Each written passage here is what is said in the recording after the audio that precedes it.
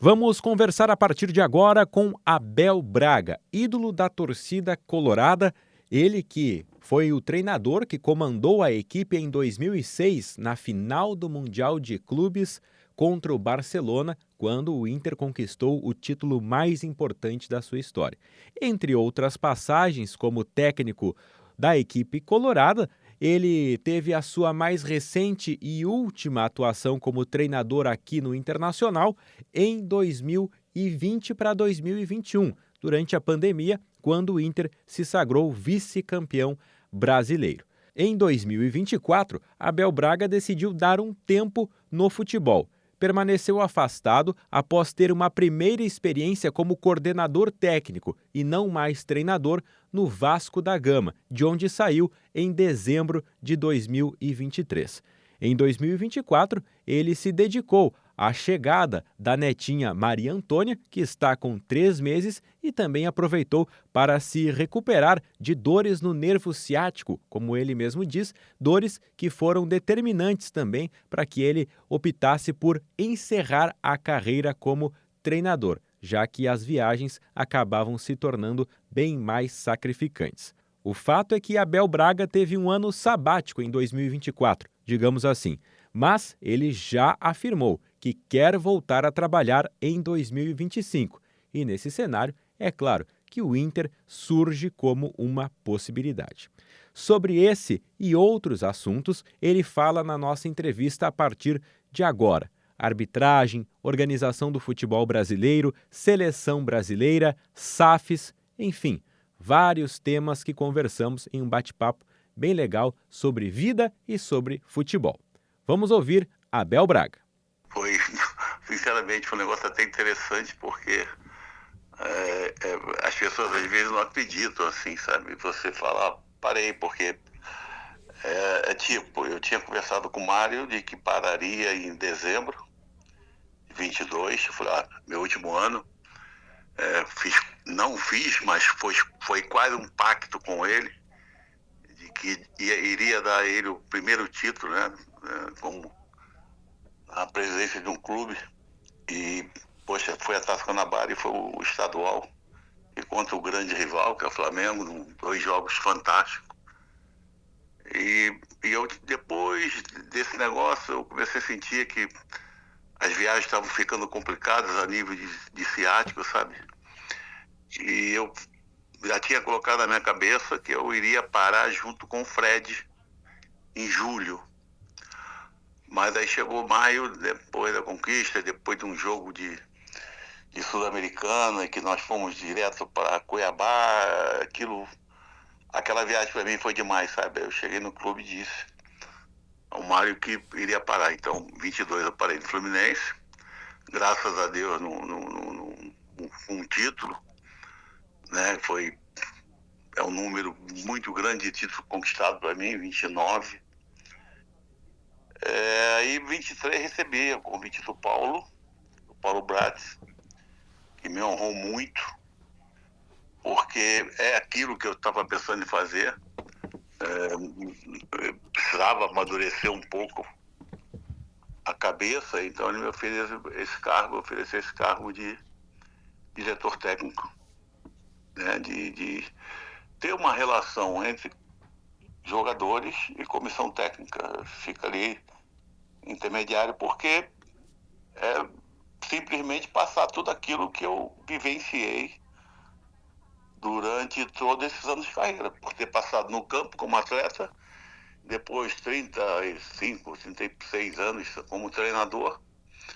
Então eu vivi tudo, tanto o lado bom como o lado ruim, a alegria total, a tristeza horrorosa, aquela coisa do muito bom, do muito ruim. E é isso que eu fiz, né? Nesse 23, no Vasco, ano passado. Foi assim um negócio que procurei dentro do máximo, né? Ficar bem na minha, tipo,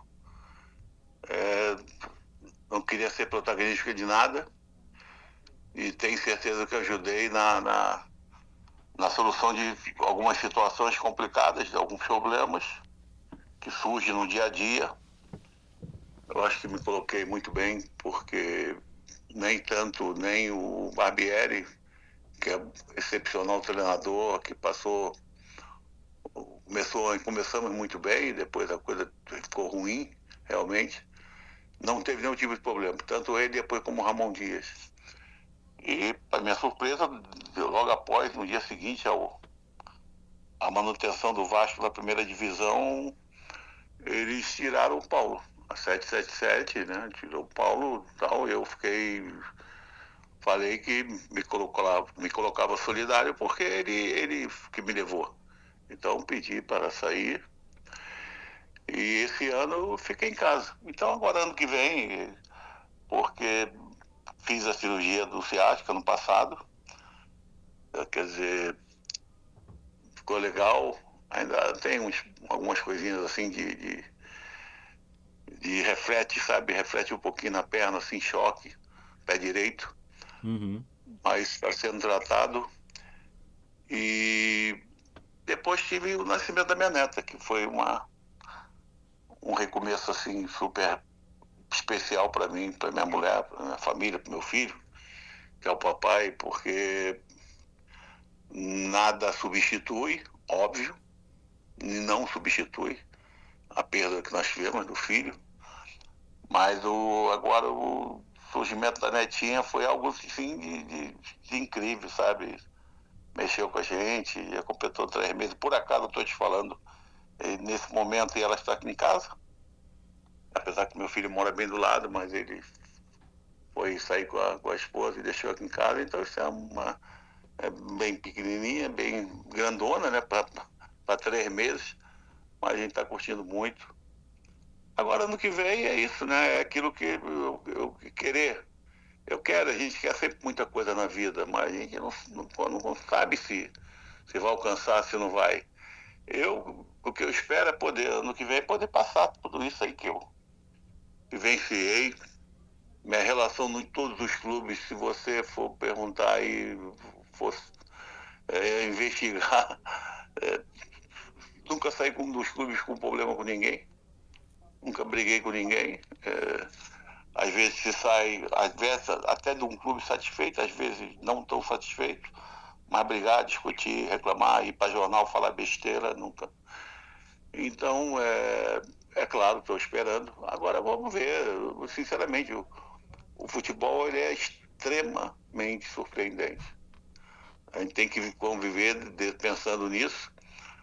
Ele é surpreendente tanto fora do campo como dentro do campo. Dentro do campo, o maior exemplo foi esse Botafogo do ano passado. É incrível a maneira que foi perdido o brasileiro. E hoje esse ano você vê um Botafogo que em uma semana conquistou 2 títulos incríveis. Então esse é o futebol, cara, que a gente tem que se acostumar, a gente tem que saber que nada é surpreendente, nem pro melhor nem pro pior. Abel, aproveitando que o senhor comentou sobre o Botafogo, a gente tem vivido um cenário recentemente no futebol brasileiro com sempre as mesmas equipes, aquelas com maior poder financeiro, chegando nas fases finais dos campeonatos disputando títulos. Palmeiras, Flamengo e agora o Botafogo também entrando nesse cenário. É possível que equipes que não tenham tanto poder financeiro furem essa bolha? Eu acho que tem.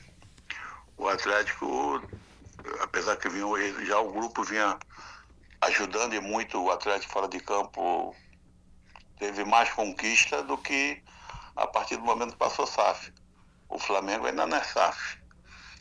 Né? Então, eu acho que o Inter, por exemplo, né, falar do Inter, obviamente você vai me perguntar alguma coisa sobre o Inter.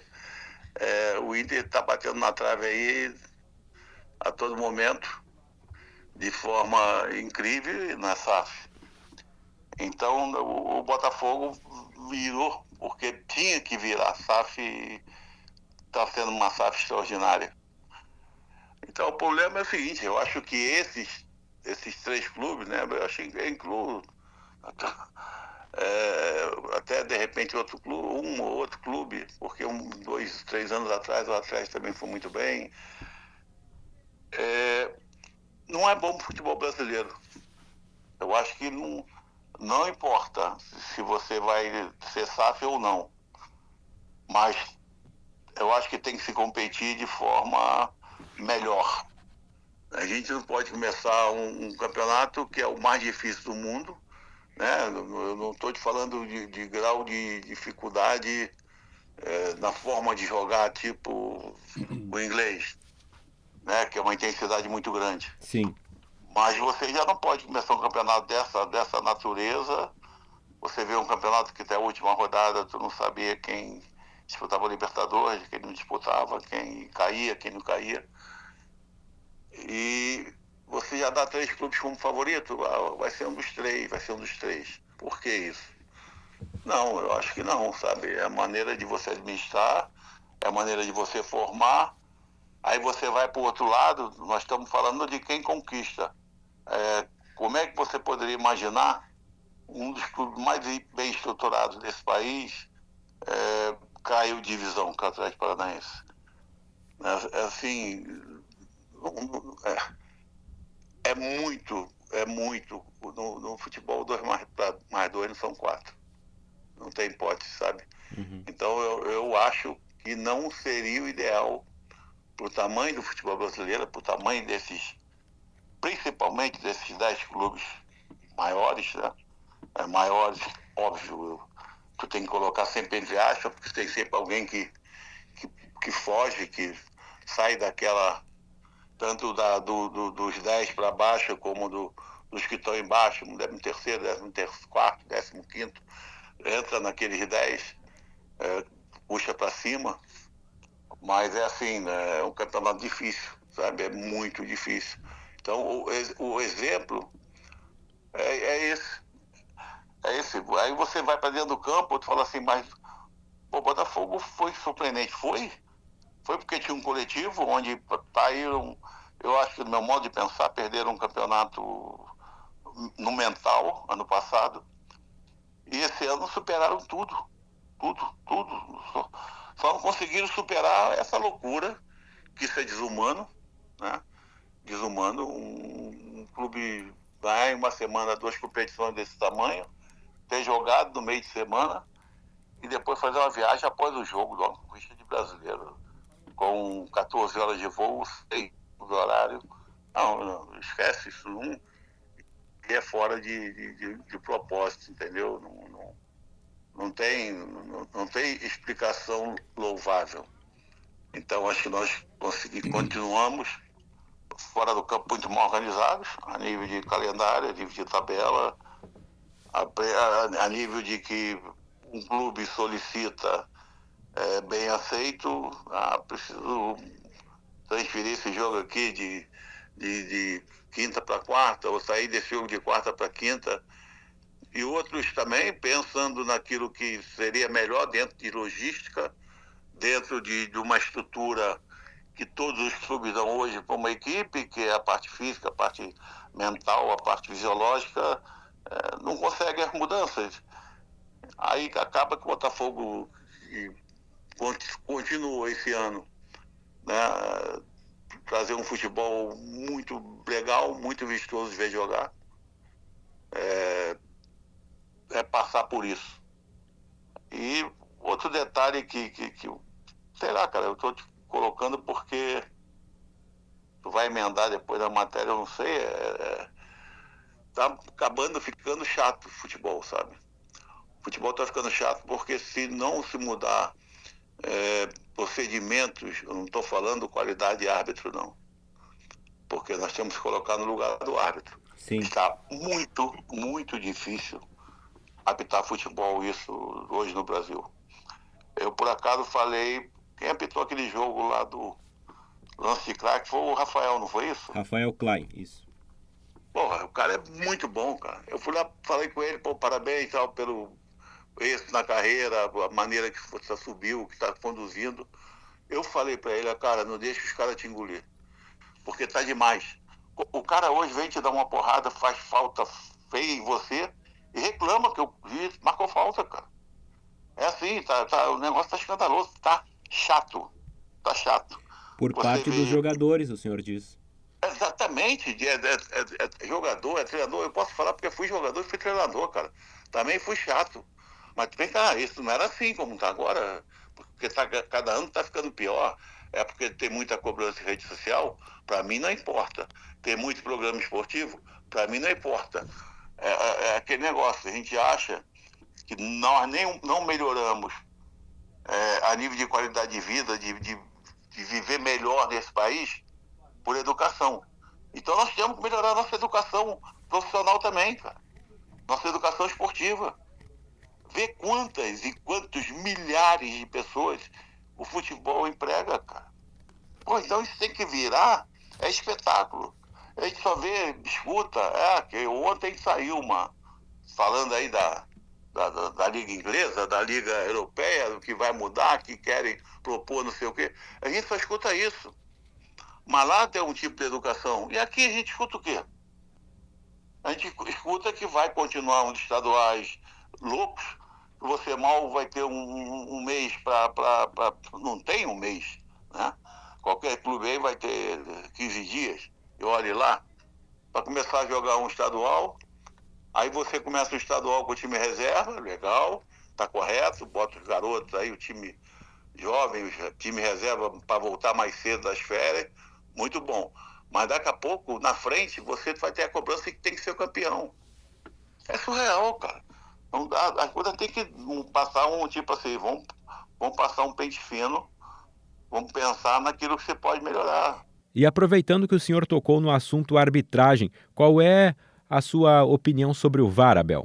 Eu acho que é uma vantagem, né? Porque a gente ficar pegar o nosso exemplo aqui de futebol, de maneira de jogar, aperfeiçoar e melhorar, eu estou melhor do que nós agora. Mas nós assistimos os jogos lá de fora e vimos a participação, quando existe a participação do VAR, de uma maneira muito rápida, muito correta. Parece que os caras daqui eles não veem. É muita dúvida, cara. É aquele negócio, sei lá. Eu acho que é importante, entendeu? Porque o árbitro não pode ver tudo. Agora, isso tem que ser resolvido de forma mais instantânea, sabe? Cria muita parada no jogo. A parada do jogo, para mim, é a pior coisa que existe, cara. Porque agora, como a gente assiste muito por televisão, a gente fica irritado, sabe? Porque você, às vezes, né, tá torcendo um determinado clube e, cara, teu clube tá perdendo, tá precisando fazer um gol e não sei o quê, e a bola para, a bola para, a bola para. Aí chama o VAR 3, 4 minutos. Ah, como é que pode isso, cara? O jogo para 3, 4 minutos? Aí daqui a pouco o que o cara marcou tá certo, ou o que marcou tá errado. Mas será que não, um vídeo ali, com as posições que se tem, não deveria, né? E tem que ser resolvido de forma mais rápida. Abel, agora voltando a falar um pouco mais da tua vida pessoal, eu queria lhe ouvir mais sobre a chegada da tua netinha, a Maria Antônia. Tem sido uma experiência, a gente pode dizer assim, que te amadurece mais como ser humano? Como é que tem sido o vovô Abel Braga dentro de casa? Cara, acho que amadurecer, não. Amadurecer não. Agora é uma coisa incrível, né? Porque eu tenho muitos amigos que dizem abertamente, é melhor ser avô do que ser pai. Eu não sei porque pai a gente tem a obrigação de formar, de orientar, de tentar botar no caminho, no melhor caminho possível. E avô, normalmente, a gente desarruma tudo, né? Ela não dá doce para ela. Eu já falei, que se vier aqui para minha casa, disser que para não dar doce, eu vou dar. Ah, não pode tomar sorvete? Vai tomar. Sabe?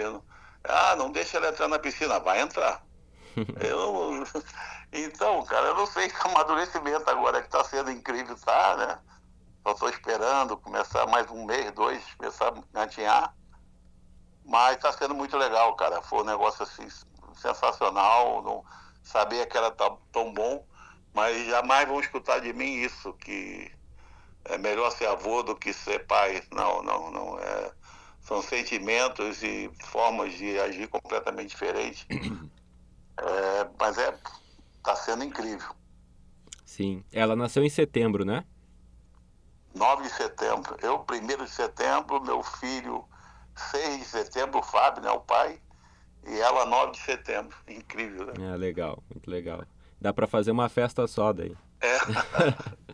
Abel, você já procurou ou foi procurado por algum clube para voltar a trabalhar em 2025? Não, eu não vou procurar clube, mas chega até mim que haverá alguma coisa, pode acontecer, mas eu te falei, sinceramente, Rafael, não, não é, como é que eu te falo? Como é que eu posso explicar isso? Não vai me fazer bem eu ficar me colocando sonhos ou pensamentos na cabeça de que vai acontecer, sabe? Sim, Não é bom. Porque, cara, é o que eu te falei, já foram 57 anos de futebol. Eu entrei com 15. Quando eu pisei pela primeira vez num clube de futebol, foi na Laranjeiras, em 68.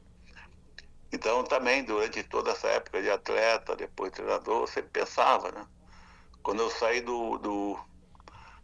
Veja bem, aí, só para tu ter uma noçãozinha, eu quando estive no Inter a primeira vez, veio logo duas situações que eu me senti muito, ao mesmo tempo, vê bem, feliz comigo mesmo, pelo que eu tinha alcançado, e uma dor horrível pelos resultados.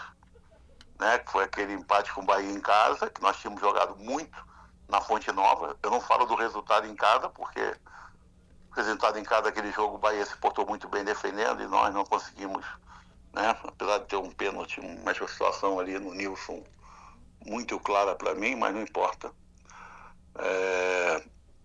Mas lá na Fonte Nova nós estávamos muitíssimo bem no jogo, ganhando o jogo e tomamos a virada 2-1, mas de forma surpreendente. E depois aquela desclassificação para o Olímpia. Então você vê, eu chego no Inter, eu era o treinador mais novo do Brasil naquele momento, tinha 37 anos, dos times de primeira divisão.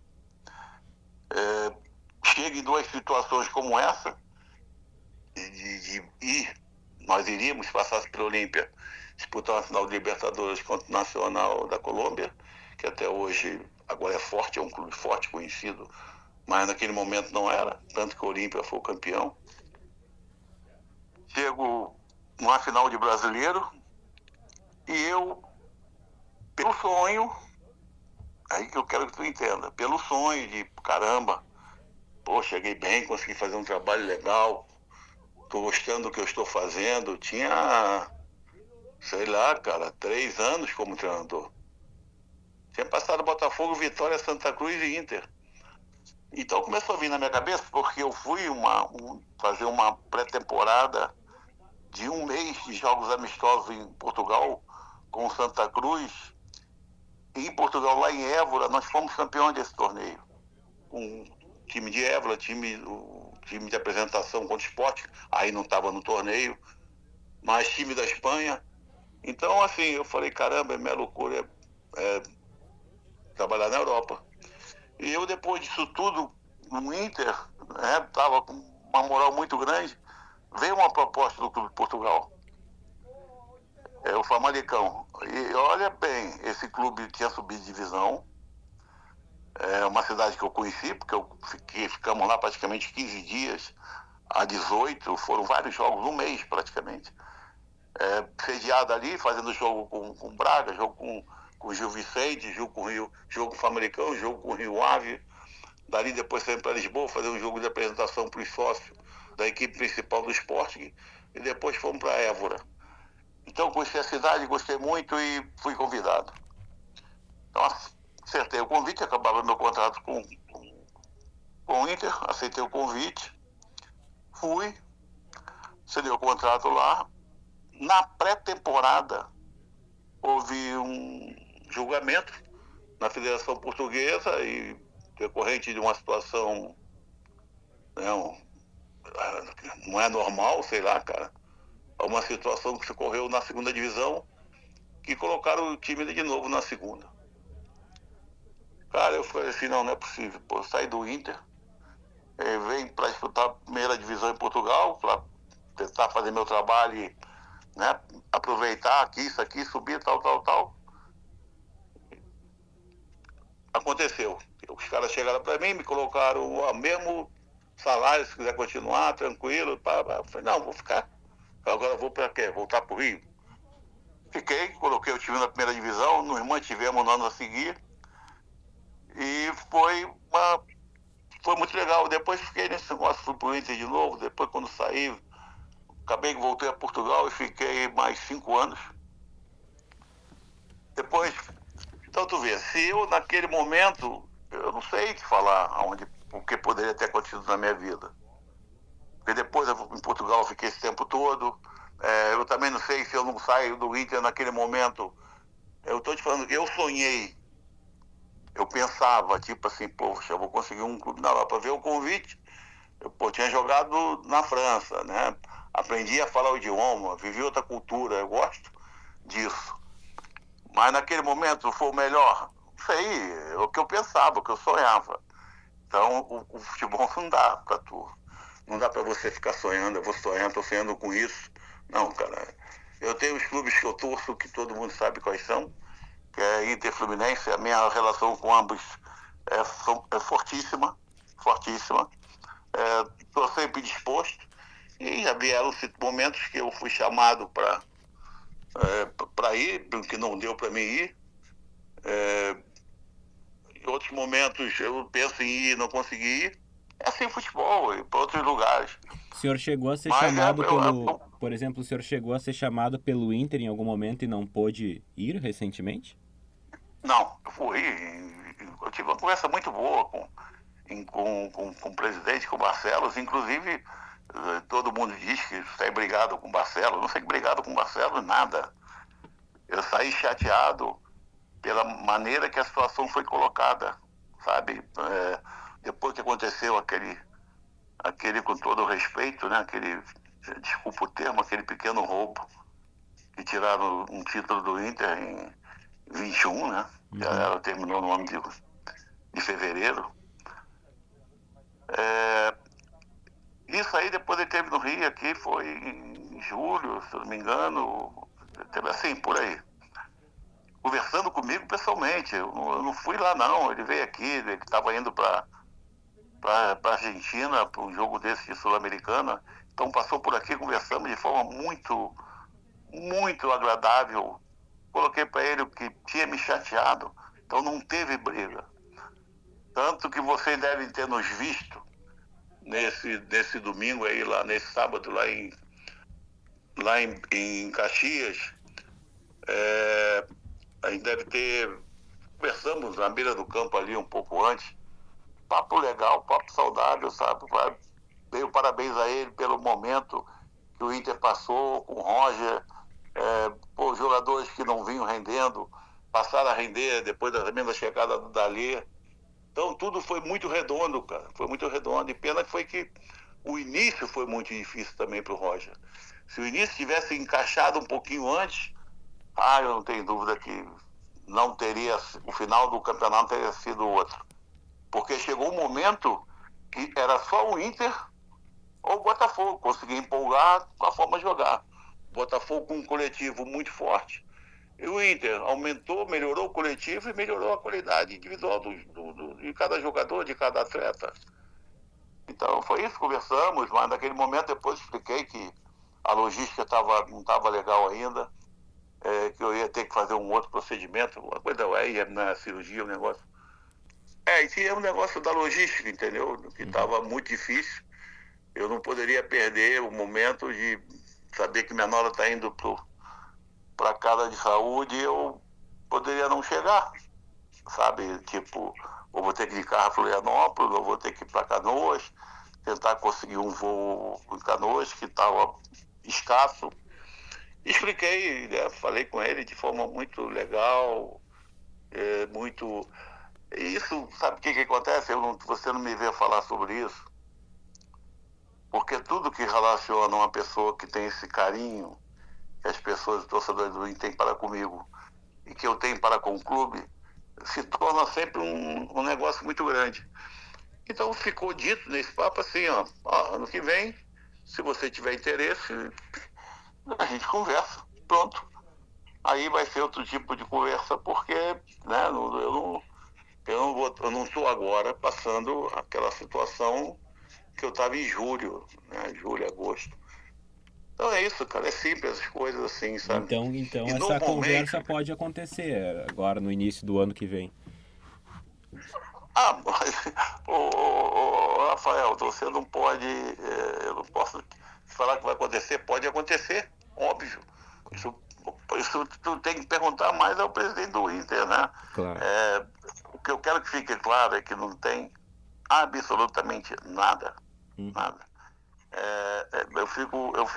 Eu tô extremamente feliz, com o que eu tenho visto do Inter, com o que eu tenho visto da, da, essa subida de produção, feliz pelo Dalê, muito feliz porque é um grande treinador, pelo Paixão, pelo Roger, sabe? Pô, joguei, fui treinador do Adailton agora e me falam que ele é espetacular como auxiliar do Roger e conheci assim muito, algumas ideias dele. Cara, então tá bem legal, tá bem legal. Espero que o presidente agora possa superar, né? É um momento complicado. Ele mesmo fala isso abertamente, que ele vai ter que negociar. E o problema não é negociar. O problema depois é você se reencontrar, né? Quando você pode ter, né? Pode ter a possibilidade de perder um lado esquerdo como o Inter tem hoje, cara, o Inter hoje é forte como um todo. Você vê a felicidade do Roger até de lançar o menino lá. O Gomes como lateral direito. O jogador, eu lancei ele em 20 no Vasco como volante, ele era volante. Agora, o lado esquerdo do Inter, com o Bernabé e com o Herrera, não tem nada lado tão forte no Brasil como tem esse. E porque são dois caras que tá louco, o entendimento deles, a postura, o que eles causam de qualquer adversário é incrível. E ele cita que tem a possibilidade de perder. Então, não é fácil. Vem trabalho aí, entendeu? Então, eu, como estou de fora, eu fico pensando nisso tudo. Mas, cara, eu não estou no Inter, não preciso estar no Inter para pensar nisso tudo. Claro. Eu gosto do Inter. Eu vivo o Inter dia a dia. Então, essa é a questão. Então, porque tudo que fala de um cara que é ídolo, porra, tu viu a torcida em Caxias lá com o Dali Santra? É surreal, cara. Abel, e uma última pergunta para não tomar mais o seu tempo. O senhor ficou um ano em casa, disse que assistiu muito futebol pela televisão e com certeza acompanhou a seleção brasileira. Os resultados, ou pelo menos o desempenho da seleção brasileira, não tem agradado muito. Tem alguma perspectiva de melhorar, na sua opinião? Tem perspectiva de melhorar, principalmente porque tem grandes jogadores e tem um ótimo treinador. Mas, às vezes a gente fala assim, cara, jogar na Europa é difícil. Praticamente, se você analisar os grandes jogadores, Gaúcho, Fenômeno, Romário, Edmundo, esses caras todos demoraram, Fernandão, um montão de jogadores, vários, principalmente atacantes. Esses caras demoraram 6 meses a 1 ano para se adaptar ao futebol de lá, legal. Aí aqui o cara sai com 15, agora sai com 18 anos, 17, aí vai para lá. E lá virou, o Vinícius agora virou o melhor jogador do mundo. Pô, legal. Mas vê como ele chegou. Então lembra esse nome que eu te falei. E agora chega aqui e não consegue jogar, né? Alguma coisa também tá coberto que a gente precisa descobrir. O Dorival diz isso, ele não está satisfeito. Por que não está tendo o rendimento que nós esperamos? Você colocou aí na sua pergunta, não está muito boa, né? Não está muito boa, não está boa nada. Está muito abaixo daquilo que se espera, cara. Você hoje, tá bem que você não é segundo na eliminatória, para a Copa, já está classificado, beleza, tudo bem. Mas é mínimo que se pede é o ser segundo, tendo a Argentina como primeiro, ou vice-versa.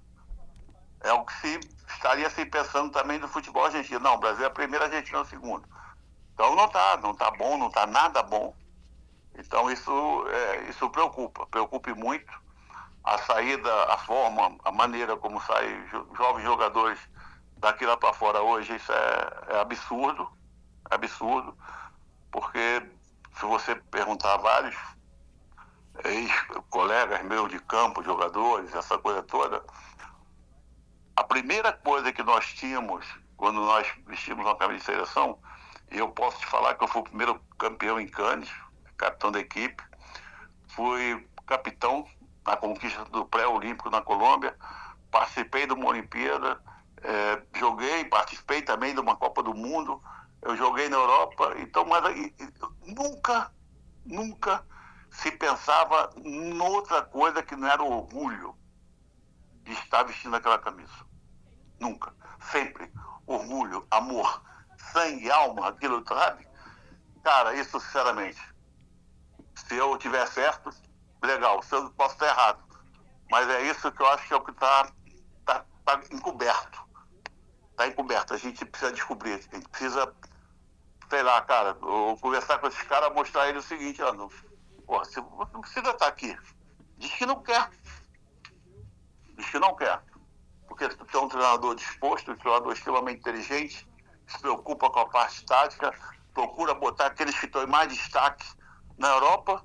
E por que não joga na seleção brasileira? Por que aqui não rende? Alguma coisa está mal, né? E a gente tem que descobrir. E essa foi a nossa conversa com Abel Braga. Vida pessoal, vida profissional no encerramento de 2024. Em 2025, será que teremos Abel Braga novamente no mundo da bola? Aguardemos.